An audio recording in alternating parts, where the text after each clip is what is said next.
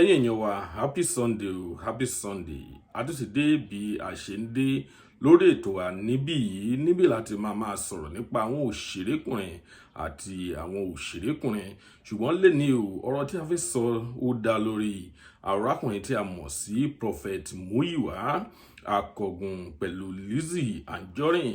Ẹ ṣàwù mọ̀ wípé rògbòdìyàn ń lọ lẹ́ẹ̀rin àwọn méjèèjì yìí tí wọ́n ti ń tahùn sí ara wọn láti ọjọ́ tó ti pẹ́ ṣùgbọ́n arákùnrin tí a mọ̀ sí Prophet MUYIWA Akọ̀gùn ó ti jáde wá sọ̀rọ̀ lórí bí ọ̀rọ̀ náà bí ó ṣe ń lọ. Ó ti sọ̀rọ̀, ó ti jáde, ó ti respond sí gbogbo àwọn critics sí àwọn èèyàn ń criticize rẹ̀ wípé ṣé ìránṣẹ́ Ọlọ́run ṣé ó máa ń ṣe bí ó ṣe ń ṣe yìí, àti wípé arákùnrin náà ó tún sọ̀rọ̀ nípa àwọn nǹkan mìíràn ní bí ọ̀rọ̀ yẹn ṣe ṣẹlẹ̀. Ẹ̀yin èèyàn wa tí ẹ bá mọ̀ wípé ẹ fẹ́ gbọ́ bí gbogbo ọ̀rọ̀ náà bí ó ṣe lọ láti bẹ̀rẹ̀ títí dé ìparí lórí ọ̀rọ̀ tí Prophet MUYIWA Akọ̀gùn tí ó sọ tí ó fi respond sí LIZZY Anjorin. Ẹ̀yin èèyàn wa tí ẹ bá fẹ́ gbọ́ gbogbo rẹ̀ ẹ gbìyànjú láti dúró sórí ètò wa níbí yìí, ẹ má ṣe gbé kúrò. Ṣùgbọ́n tó bá jẹ́ ìgbà àkọ́kọ́ tí ẹ ń wo fídíò wa nìyí tí fọ́nrán wa ṣẹ̀ ń dọ́dọ̀ yín, ẹ jọ̀wọ́ láti tẹ subscribe button torí pé ọ̀pọ̀lọpọ̀ àwọn nǹkan lẹ ó máa rí, àwọn àǹfààní, àwọn giveaway lẹ ó máa rí ní orí ètò wa níbí yìí.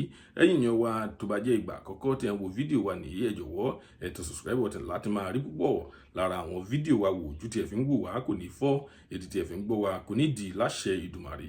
Ìjìnlẹ̀ ọmọ Yorùbá ló gbé ètò yìí wá sójú ìgbọ̀yìn. Ẹ̀yin èèyàn wa, àwọn ọ̀rọ̀ tí Prophet MUYIWA Akọ̀gùn tí ó fi respond sí LIZZY Anjorin ó nìyí. Àwọn ọ̀rọ̀ tí arákùnrin yìí tí ó fi respond sí LIZZY Anjorin ó nìwọ̀nyí. Arákùnrin yìí ó sọ wípé ó ní lọ́pọ̀ ìgbà ó ní àwọn tó máa ń rìnà àwọn òjíṣẹ́ Ọlọ́run ni ó jẹ́ wípé tó bá ti rí nǹkan sí àwọn celebrities wọ̀nyí ẹ ó kú mọ̀ wípé LIZZY Anjorin celebrity ni. Ó ní lọ́pọ̀ ìgbà tí wọ́n bá ti rìnà sí wọn ó ní wípé àwọn wọ̀nyí fi bẹ́ẹ̀ dáhùn sí gbogbo àwọn mẹ́sẹ̀jì tí àwọn máa ń sẹ́ndì.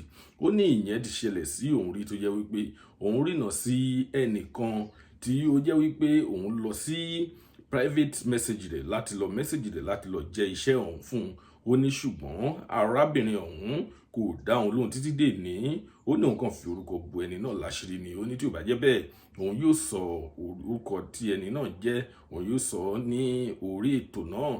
Ṣùgbọ́n ara àwọn ọ̀rọ̀ tí arákùnrin yìí sọ ni wípé kákòsí ẹ̀ sọ pé mainly nǹkan tí arákùnrin yìí sọ ni wípé ó ní wọn ò kí ń dá àwọn lóhùn tí àwọn bá lọ sí private message wọn láti lọ message wọn níbẹ̀. Ó tún fi pẹ̀lú rẹ̀ wípé ọ̀pọ̀lọpọ̀ ìgbà ni àwọn tí ó jẹ́ prophet ni àwọn yóò wá sí orí pẹpẹ láti wá mẹ́sẹ̀gì. Ó ní kì í ṣe torí wípé káwọn fi chase cloud tàbí káwọn fi ṣe nǹkan kankan.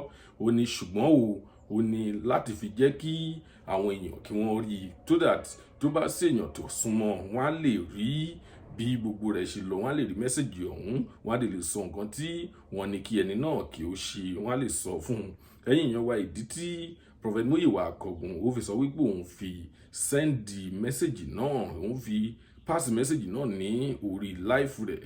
Ó ní ìdí náà nìyí tó jẹ́ wípé kì í ṣe pé òun lọ sí orí private message rẹ̀ láti lọ send message sí tàbí kóun lọ pè é.